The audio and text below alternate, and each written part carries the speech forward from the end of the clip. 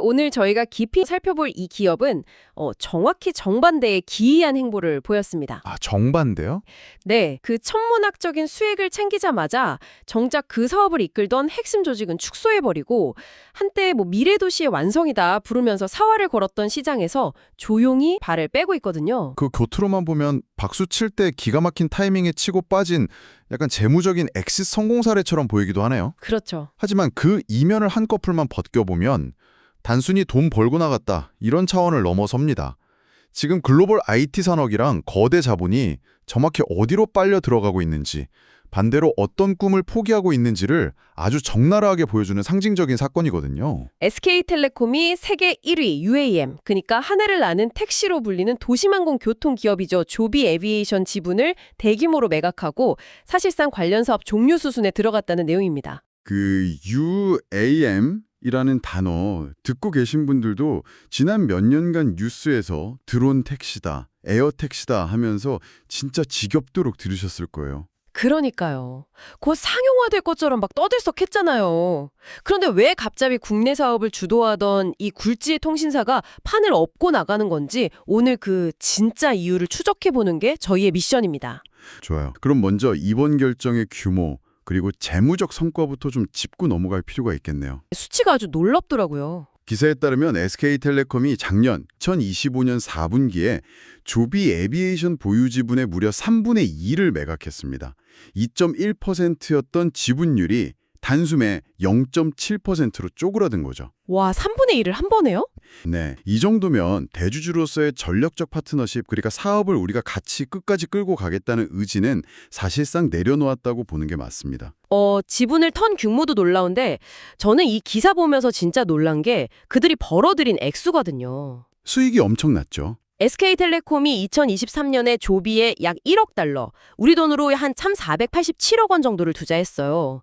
당시 주당 6달러 선에 매입했다고 알려졌는데 작년 4분기 매각 당시 조비 주가가 10달러에서 20달러 선을 오르내렸단 말이죠. 네, 주가가 꽤 뛰었을 때 팔았네요. 맞아요. 그래서 보수적으로 10달러대에 팔았어도 약 500억 원, 20달러대 언저리라면 무려 2천억 원 안팎의 투자 수익을 냈을 거라는 분석이 나오더라고요. 불과 2년 남짓한 기간에 거둔 수익률 치고는 와, 이건 경이로운 수준입니다. 그러니까요. 근데 저는 여기서부터 약간 앞뒤가 안 맞는다고 생각했어요. 아니, 보통 돈이 되는 사업이면 더 파고들어야 정상 아니에요? 상식적으로는 그렇죠. 더군다나 SK텔레콤은 기본적으로 통신망을 까는 인프라 기업이잖아요. 하늘을 나는 기체들이 안전하게 자율주행하려면 그 상공에 끊김없는 오지나 육지 통신망이 필수적인데 그게 핵심이죠. 하늘길 통신망. 네, 그 하늘길의 통신 주도권을 장악하는 게 통신사 입장에선 향후 50년을 먹여 살릴 엄청난 비즈니스 아닙니까? 약간 그 재개발 예정지에 투자했다가 공사 미뤄질 것 같으니까 집값 올랐을 때 기가 막힌 타이밍에 치고 빠지는 부동산 투자의 귀재 같은 느낌이랄까요? 왜 그 거대한 미래 주도권을 고작 2천억 벌었다고 포기하는 걸까요? 아주 참신하고 예리한 비유인데요. 거기서 우리가 놓치기 쉬운 비즈니스의 냉혹한 메커니즘을 좀 들여다봐야 합니다. 2천억 원이라는 돈은 훌륭한 수익이 맞아요. 하지만 UAM이라는 거대한 산업 인프라를 처음부터 끝까지 혼자 구축하기에는 터무니없이 부족한 종잣돈에 불과하거든요. 2천억으로도 턱없이 부족하다. 그렇죠. 기사에서 회사 관계자가 이런 말을 했잖아요. 통신과 AI 사업에 역량을 집중하는 전사 경영 전략 변화에 따라 지분을 매각한 것이다. 사실 이 짧은 문장 안에 모든 답이 들어있습니다. 통신과 AI에 집중한다. 그러니까 UAM에 쏟아볼 돈을 빼서 지금 당장 불이 붙은 AI 전쟁의 실탄으로 쓰겠다. 이런 뜻인가요? 네, 정확합니다. 기업의 자본과 인력은 무한하지가 않잖아요. 그렇죠. 한계가 있죠. 지금 전 세계 모든 IT 기업들에게 AI는 선택이 아니라 생존을 건 필수가 됐습니다. 막대한 비용 들여서 엔비디아 GPU 3550 자체 AI 데이터 센터 구축하지 않으면 몇 년 안에 시장에서 도태될 거라는 엄청난 위기감이 팽배해 있거든요. 그 절박함이 상상을 초월하겠네요. 네, 이런 상황에서 최소 10년 이상 돈을 쏟아 부어야만 수익을 낼까 말까 한 UAM 사업을 계속 끌어안고 가는 건 경영진 입장에서 엄청난 리스크인 거죠. 와, 제가 완전히 거꾸로 생각하고 있었네요. 저는 UAM을 매력적인 신사업이라고만 생각했는데 경영진의 계산기에서는 매달 막대한 현금을 집어삼키는 돈 먹는 하마였던 거군요. 바로 그겁니다. 약간 기차 만들고 철로 까는 일에 비유하자면 굳이 내가 직접 산 깎고 철로 깔면서 언제 탈지 모르는 기차를 하염없이 기다리느니 당장 옆 동네에서 터진 AI라는 거대한 금광에 그 돈을 투자해서 곡괭이를 사는 게 훨씬 수익률이 높다. 이런 계산이 섰다는 거네요. 완벽한 비유입니다. 특히 이번 이탈이 하루아침에 이루어진 즉흥적인 결정이 아니라는 점이 진짜 흥미로운 부분이에요. 타임라인을 되짚어보면 내부에서 이미 서서히 손절의 단서들이 포착되고 있었거든요. 아, 맞아요. 기사를 보면 작년 말부터 조직 내부 기류가 좀 심상치 않았습니다. 원래 SK텔레콤이랑 조비가 한국형 도시망공교통 실증 사업, 그 KUAM 그랜드 챌린지를 꽤 오랫동안 아주 요란하게 같이 추진해 왔잖아요. 정부 주도로 크게 했었죠. 심지어 2024년 말에는 전남 고흥에서 조비 기체 끼워가지고 1단계 실증 비행을 성공적으로 마쳤다고 대대적으로 홍보까지 했단 말이에요. 그때 언론 반응 엄청났습니다. 진짜 이제 곧 서울 하늘에 드론 택시 뜬다고 다들 흥분했으니까요. 네, 저도 그 뉴스 본 기억이 납니다. 그런데 불과 1년 뒤인 2025년 10월에 SK텔레콤이 2단계 실증 사업에 전격 불참을 선언해요. 갑자기 발을 뺀 거죠. 게다가 2022년부터 이 UAM 사업 진두지휘하면서 부사장까지 승진했던 핵심 인물 김정일 부사장이 작년 11월 임원 인사에서 자리에서 물러났고요. 사실상 조직 축소 수순이네요. 아니 근데 저는 이 타임라인이 정말 미스터리합니다.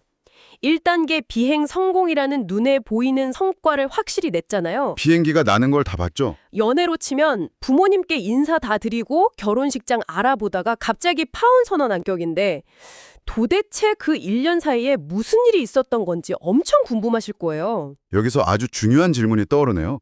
기술 혁신의 함정을 우리가 짚고 넘어가야 합니다. 많은 사람들이 기술적 실증 성공을 곧 사업의 성공으로 착각하거든요. 비행기가 떴으니까 사업도 되는 거 아니야? 이렇게요. 네, 하지만 비즈니스 세계에는 그 둘 사이에 이른바 죽음의 계곡, 밸리 오브 데스라고 불리는 거대한 장벽이 존재합니다. 죽음의 계곡이요. 구체적으로 어떤 장벽을 말씀하시는 거죠? 전남 고흥의 넓고 텅 빈 허허발판에서 기체를 띄우는 1단계 성공은 말 그대로 우리 비행기가 안전하게 날 수는 있다. 이 기술적 가능성을 증명하는 거에 불과해요. 아, 그냥 비행 성능 테스트 정도? 맞아요. 그런데 2단계 실증 사업부터는 얘기가 완전히 다릅니다. 이제는 서울이나 수도권 같은 빽빽한 도심에서 실증을 해야 하거든요. 비행기가 나는 거 외에도 당장 해결해야 할 과제들이 산더미처럼 쏟아지는 거죠. 아하, 허허벌판이 아니라 건물 숲 사이를 날아야 한다는 거군요. 네, 한번 생각해 보시죠. 승객들이 타고 내릴 이착륙장, 즉 버티포트를 도대체 어디에 씌울 겁니까? 글쎄요? 강남역 한복판? 아니면 여의도 고층 빌딩 옥상? 네, 그런 곳을 매입하거나 임대해야 하는데 그 천문학적인 부동산 비용은 누가 감당하냐는 거죠. 게다가 머리 위로 헬기 같은 게 날아다니면 발생하는 엄청난 소음 민원, 또 촘촘하게 얽힌 항공법 규제랑 고도 제한 문제까지. 듣기만 해도 골치 아프네요. 비행기를 만드는 것과 그 비행기로 수익을 창출하는 운송 서비스를 만드는 건 정말 하늘과 땅 차이라는 겁니다. 와, 진짜 듣고 보니 캄캄하네요. 저는 그냥 택시 회사가 자동차 사서 영업하는 수준으로 너무 쉽게 생각했어요. 이건 마치 비행기라는 하드웨어를 수입해 오는 걸 넘어서 정부를 대신해서 새로운 항공 인프라 구축, 부동산 개발, 심지어 법률 개정까지 기업이 전부 다 뒤집었어야 하는 상황이었던 거네요. 바로 그겁니다. 그 막대한 초기 인프라 구축 비용, 그러니까 죽음의 계곡을 건너는 데 필요한 비용을 쫙 계산해 보니까 차라리 그 돈으로 당장 돈 벌어다 주는 AI 서버를 증설하는 게 주주들을 설득하기도 쉽고 기업의 생존에 담보하기도 훨씬 유리하다는 아주 차가운 결론이 나온 거죠. 그렇다면요? 이게 단순히 SK텔레콤이라는 한 기업의 전략적 변심일까요? 아니면 UAM이라는 산업 생태계 전체가 겪고 있는 어떤 붕괴 조짐일까요? 더 깊이 들여다보니까 이게 몇몇 기업 이탈 수준이 아니라 아예 업계 전반에 불어닥친 뼈 시린 빙하기에 가깝더라고요. 네, 산업 전반의 흐름을 넓게 짚어보는 게 매우 중요합니다. 사실 이 빙하기의 근본적인 원인 제공자 중 하나가 다름 아닌 정부의 정책 지연이었거든요. 맞아요. 애초에 정부가 UAM 상용화 목표 시점을 2025년으로 엄청 코길없게 잡았었잖아요. 네, 당장 내년쯤 탈 수 있을 것처럼요. 그런데 기체 수급 문제나 안전 기준 마련 같은 여러 가지 이유를 대면서 상용화 시점을 2028년으로 무려 3년이나 뒤로 밀어버렸습니다. 저는 솔직히 대형국가 인프라 사업이 한 3년 정도 연기되는 건 꽤 흔한 일 아닌가 생각했거든요. 근데 업계 반응은 완전히 패닉이더라고요. 외부에서 보기엔 고작 3년 연기지만 이 산업에 뛰어든 기업들의 입장에서 3년 연기는 사실상 사형 선고나 다름없습니다. 사형 선고요? 왜요? 기업 운영에서 제일 무서운 게 뭔 줄 아십니까? 바로 번레이트, 현금 연소율입니다. 아, 수익은 안 나는데 고정비만 계속 타들어가는 그 속도 말이죠. 맞습니다. 2025년 상용화에 딱 맞춰서 최고의 엔지니어들 비싼 연봉 주고 영입해놨죠. 전담 조직 꾸려놨죠. 비싼 기체 임대해왔죠. 근데 출발 신호가 갑자기 2028년으로 쑥 미뤄졌어요. 어휴, 그 인건비랑 임대료 어떡해요? 그럼 그 3년 동안 매출은 0원인데 매달 수십억, 수백억 원의 고정비용이 그냥 허공으로 날아가는 겁니다. 글로벌 경제 위기에 금리까지 높은 지금 같은 상황에서 기약 없는 3년을 현금 태우며 버틸 수 있는 기업은 정말 많지 않습니다. 아, 그래서 이 KUAM 그랜드 챌린지 2단계 참여 기업들의 면면이 그렇게 처참하게 쪼그라든 거군요. 원래 1단계 때는 7개 컨소시엄이 막 북적거리면서 서로 자기들이 미래 모빌리티의 승자라고 자랑했잖아요. 경쟁이 엄청 치열했었죠. 그런데 2단계를 보니까 대한항공, 현대차, KT가 뭉친 원팀, 그리고 한국공항공사, 하나시스템의 드림팀 딱 두 곳만 남았습니다. 네, 싹 다 빠졌죠. 심지어 LGU 플러스, GS건설, 그리고 모빌리티 혁신의 아이콘이라고 불리던 카카오 모빌리티가 속해 있던 퓨처팀마저도 우리는 못하겠다면서 백기 들고 불참을 선언했어요. 이 대목에서 끝까지 남은 두 팀의 공통점을 유심히 살펴볼 필요가 있습니다.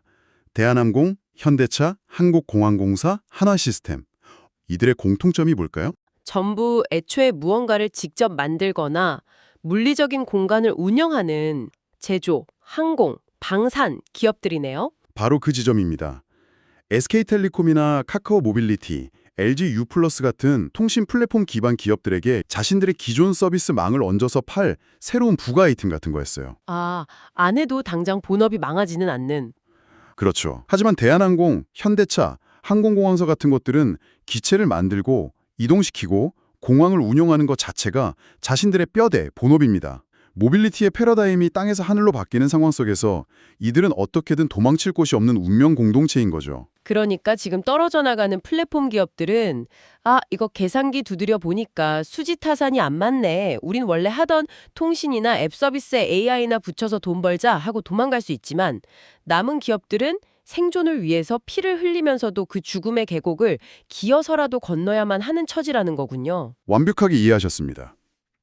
이런 현상을 실리콘밸리에서는 혁신 기술이 공통적으로 겪는 전형적인 하이프 사이클, 즉 과대 광고의 주기라고 부릅니다. 하이프 사이클이요?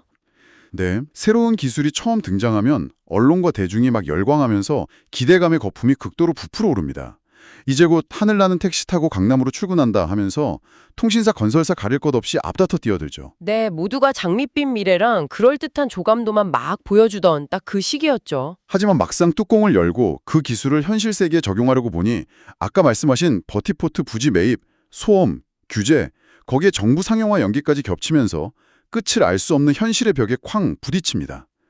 이때 거품이 급격하게 터지면서 이른바 환멸의 계곡으로 추락하게 되죠. 아, 지금이 바로 그 환멸의 계곡, 한복판, 모두가 달콤한 꿈에서 깨어나 차가운 계산기를 두드리고 짐 싸서 나가는 시기라는 거네요. 그렇습니다. 하지만 이 환멸의 계곡이 반드시 나쁜 것만은 아니에요. 옥석이 가려지는 시기니까요. 허수가 쫙 빠지고 나면 정말로 막대한 자본력과 뚝심을 가지고 이 물리적 인프라 혁신을 끝까지 밀어붙일 수 있는 본업과 시너지가 확실한 기업들만 남아서 묵묵히 산업을 완성해 나가게 됩니다. 와, 듣고 보니 이 기사 하나에 정말 상상 이상의 깊은 이야기랑 묵직한 의미가 담겨 있었네요. 오늘 저희는 SK텔레콤의 조비 에비에이션 지분 대량 매각이라는 단 하나의 경제 뉴스를 통해서 참 많은 것을 들여다보았습니다. 표면적으로는 1억 달러 투자해서 2천억 원이라는 막대한 수익 챙기고 빠져나온 기업의 아주 영리한 엑시트 스토리를 확인했고요. 네, 그리고 그 이면에는 기술적 실현과 실제 비즈니스 상용화 사이에 존재하는 거대한 죽음의 계곡, 또 천문학적 비용, 정책 지연이 기업 생존에 미치는 치명적인 영향까지 UAM이라는 미래 산업이 겪고 있는 뼈아픈 성장통을 낱낱이 해부해 볼 수 있었죠. 무엇보다 가장 인상 깊었던 건 이 모든 결정의 배후에 AI라는 거대한 블랙홀이 자리 잡고 있었다는 점입니다. 기업들이 한정된 자원을 배분할 때 먼 미래의 물리적 혁신인 UAM보다는 당장 명운을 좌우할 디지털 혁신, AI 인프라 확충에 사활을 걸 수밖에 없는 현실을 엿볼 수 있었어요. 맞아요. 우리 청취자분들도 쏟아지는 새로운 기술 뉴스 속에서 기업들이 어디에 돈을 투자하는가만 보지 마시고 오늘 사례처럼 어디서 돈을 빼고 인력을 철수시키고 있는 거를 날카롭게 지켜보시는 게 중요합니다.